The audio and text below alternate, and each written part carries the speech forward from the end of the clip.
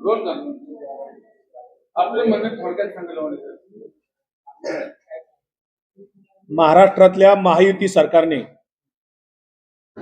त्याचे महायुतीचे मुख्यमंत्री देवेंद्र फडणवीस साहेब ज्यांचं नेहमी म्हणणं असतं आणि आग्रही भूमिका ते नेहमी मांडत असतात की राजसत्तेपेक्षा धर्मसत्ता श्रेष्ठ असते. धर्मावर आधारित राज्य निर्माण करू पाहणाऱ्या RSS अर्थात राष्ट्रीय स्वयंसेवक संघाने या देशामध्ये द्वेषमूलक विषारी विचार पेरण्यापलीकडे काही केलेलं नाहीये. लोकमान्य टिळकांच्या नंतर महात्मा गांधींकडे जेव्हा काँग्रेसचं नेतृत्व आलं आणि महात्मा गांधींनी पहिल्या काँग्रेसच्या अधिवेशनामध्ये ठराव केला अस्पृश्यता निर्मूलनाचा आणि सर्व धर्मसमभावाचा, सर्व जाती धर्मांना सोबत घेऊन हे स्वातंत्र्य मिळवायचं असा जेव्हा नारा गांधीजींनी दिला तेव्हा डॉक्टर केशव बळीराम हेडगेवार अस्वस्थ झाले आणि त्यांनी 1925 साली राष्ट्रीय स्वयंसेवक संघाची स्थापना केली, हिंदू राष्ट्राची घोषणा केली, हिंदू धर्माचं संघटन केलं आणि मग त्याच्या विरुद्ध इतर धर्माचे सगळे लोक त्यांचे शत्रू ठरले. आणि त्या केशव बळीराम हेडगेवार असतील, त्याच्यानंतर त्यांचे जे दुसरे सरसंघचालक माधव गोळवलकर असतील, यांनी या देशामध्ये विषारी विचार करण्यापलीकडे काही केले नाही. ब्रिटिशांना उलट मदत केली. भारताच्या स्वातंत्र्य लढ्यामध्ये कुठलंही योगदान त्यांचं कधीही नव्हतं.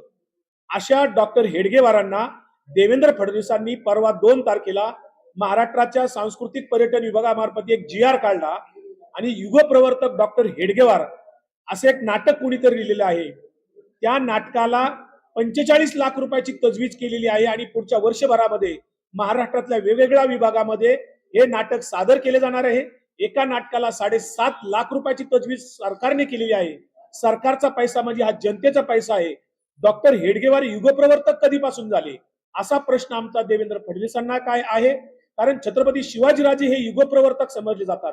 त्याच्यानंतर जर कोणी युगप्रवर्तक समजले जात असेल तर राष्ट्रपिता महात्मा गांधी समजले जातात.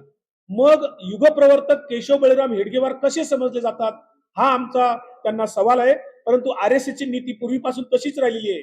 एक गोष्ट खोटी 100 वेळा सांगितल्यानंतर कधीतरी ती सत्य वाटायला लागते. त्या पद्धतीनं केशव बळीराम हेडगेवार यांना युगप्रवर्तक म्हणायचं आणि पुढच्या पिढ्यांना ते युगप्रवर्तक वाटावेत यासाठी जबरदस्तीने शासनाच्या पैशाने हा नाटक करण्यासाठी त्यांनी 45 लाख रुपयाची तजवीज केली. मात्र लोक टीका करतील म्हणून घाईघाईने त्यांनी त्याच दिवशी छत्रपती संभाजीराजांच्या पुरंदर किल्ल्यावरील जन्मस्थळावर तिथे जो काही जयंतीचा कार्यक्रम होतो तिथे 10 लाख रुपयाची तजवीज करून ठेवली. त्याच दिवशी दुसरा GR काढून हे बॅलन्स करण्याचा त्यांनी प्रयत्न केला. परंतु छत्रपती संभाजीराजांच्या पेक्षा केशव बळीराम हेडगेवार मोठे होते हे पुन्हा त्याच्यातून ती अधोरेखित करतायत. केशव बळीराम हेडगेवार कुठलेही युगप्रवर्तक नव्हते. ते महाराष्ट्र आणि या देशामध्ये विषारी विचार चालवण्यामधले संस्थापक होते. या देशातल्या फाळणीचे जे काही सूत्रधार लोक होते त्याच्यातले हे एक होते. आमची मागणी अशी आहे की ताबडतोब ते सरकारने ते रद्द करावं. कारण या राज्यामध्ये महात्मा फुलेंची मालिका, सावित्रीबाई फुलेंची मालिका आमचे खासदार डॉक्टर अमोल कोल्हे एका चॅनलवर चालवत होते मालिकेत. ती मालिका मात्र बंद केली सरकारने. महात्मा फुले यांना चालत नाहीत, स्वराज्य रक्षक संभाजीराजे यांना चालत नाहीत, शिवाजी महाराज चालत नाहीत, डॉक्टर बाबासाहेब आंबेडकर चालत नाहीत. मात्र केशव बळीराम हेडगेवार यांच्यासाठी सरकारी पैशातनं 45 लाख रुपयाची तजवीज केली. ती ताबडतोब मागे घ्यावी. त्या नाटकालाही आम्ही विरोध करतो. युगप्रवर्तक केशव बळीराम हेडगेवार हे आम्हाला मान्य नाही. हे विषारी विचार करणाऱ्या लोकांना शासनाच्या तिजोरीतनं खर्च करू नयेत ही आमची मागणी आहे.